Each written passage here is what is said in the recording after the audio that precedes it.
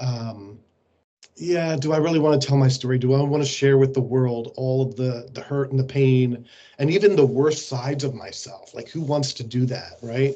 But then I got this urge that I think others could learn from it. And if others can see my story and see someone who went through so much trauma as a child, but was able to overcome it and move forward positively in life, I thought that was invaluable.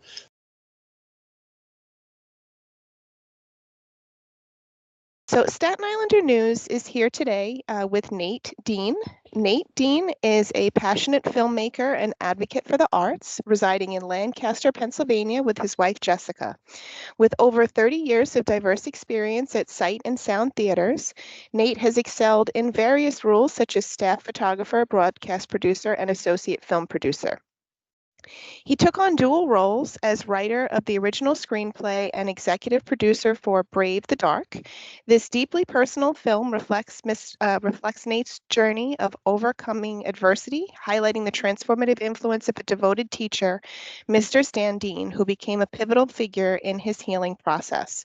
In a heartfelt tribute, Nathaniel and Jessica changed their last name to Deen in 2018 to honor Stan's unwavering support and love. So good morning, Nate. It's great to have you with us. Good morning. Thank you for having me.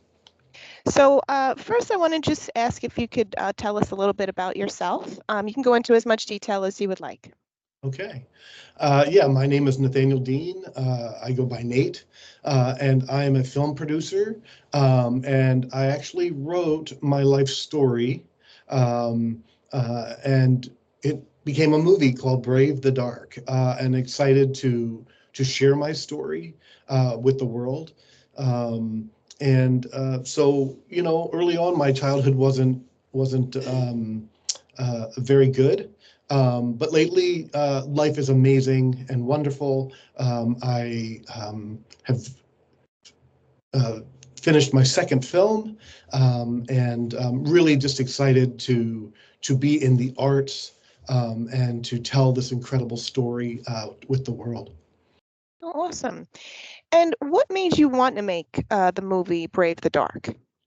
Yeah, so for many, many years, I didn't want to tell my story. I really struggled with just healing from my past. And I really felt like, yeah, do I really want to tell my story? Do I want to share with the world all of the hurt and the pain and even the worst sides of myself? Like, who wants to do that, right? But then I got this urge that I think others could learn from it.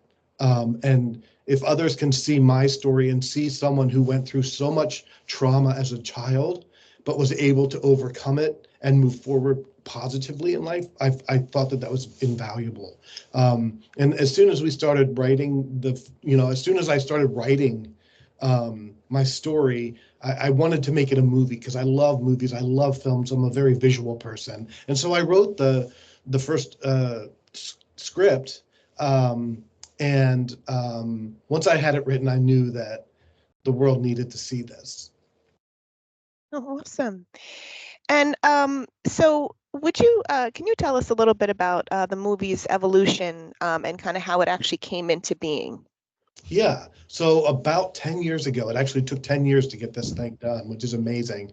I realized I wanted to share my story. And so my best friend and I sat down and we wrote the script, and we met with some producers, and they loved it. And so we just moved forward, and never realizing that we would get some pretty key actors, Jared Harris and Nicholas Hamilton, and a director that has done some really good movies. And so yeah, really excited moving forward with just no idea that it would ever get to be a feature film, but getting those key elements, every day was a step forward, never giving up. When everyone said, "Oh, it's so hard to make a movie, you'll never be able to make a movie," but I did. I was able to move forward very positively, and build a great group of people around me to make this film. And so, yeah, it was an awesome journey to be on. Awesome. And what do you hope viewers will come away with after seeing it? Yeah, so very early on, I realized that this story was about small acts of kindness. A teacher gave me a candy bar in school when I hadn't eaten for 3 days. He recognized a need in me and gave me that candy bar. And that small act of kindness, though I didn't know it at the time, was the beginning of the change in my life in a positive direction. My life had been so negative and I'd gotten into so much trouble and I really wasn't moving forward. And that small act of kindness went a long way.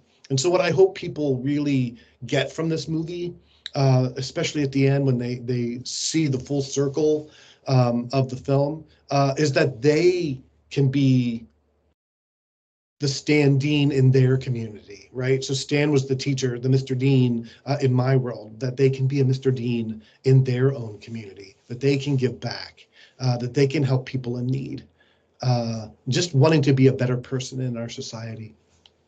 Right. And also for in the movie, I thought it was really interesting how Mr. Dean actually knew everyone. Yes. Absolutely everyone. There was no one that didn't say, "Oh, hey, Mr. Dean. Oh, hey, Mr. You know, it's like everybody knew who he was, which was really amazing. And then when we were watching the film, we saw at the end that you actually created a foundation called the Stan Dean Foundation. So can you tell us a little bit about how that came to be and what you guys do? Yeah. All the things that this teacher did for me, I want to do for others, right? I want to take all the lessons that I learned from him over the years and pass them on. And so that's why it was an honor to start the Stan Dean Foundation. Um, and so what we're going to do is we're going to help those underserved students, youth, who don't have a chance as some people do. And they're the underdogs in our classrooms. They're the underdogs in our community. Maybe it's a single mother raising kids and she's struggling financially. And so we want to help people. We want to help these young people through education and the arts. Stan was a teacher. He was also in arts. He got me into theater. He built a community around me. And that's what we want to do for young people today. We want to build a community around them and help them using local and national resources. Oh, awesome. And then I had tried to find out from the Angel Studios. I know that in New York right now, it's left theaters, Yes. so people can see it streaming on Angel Studios website if they get a membership. Is there any way?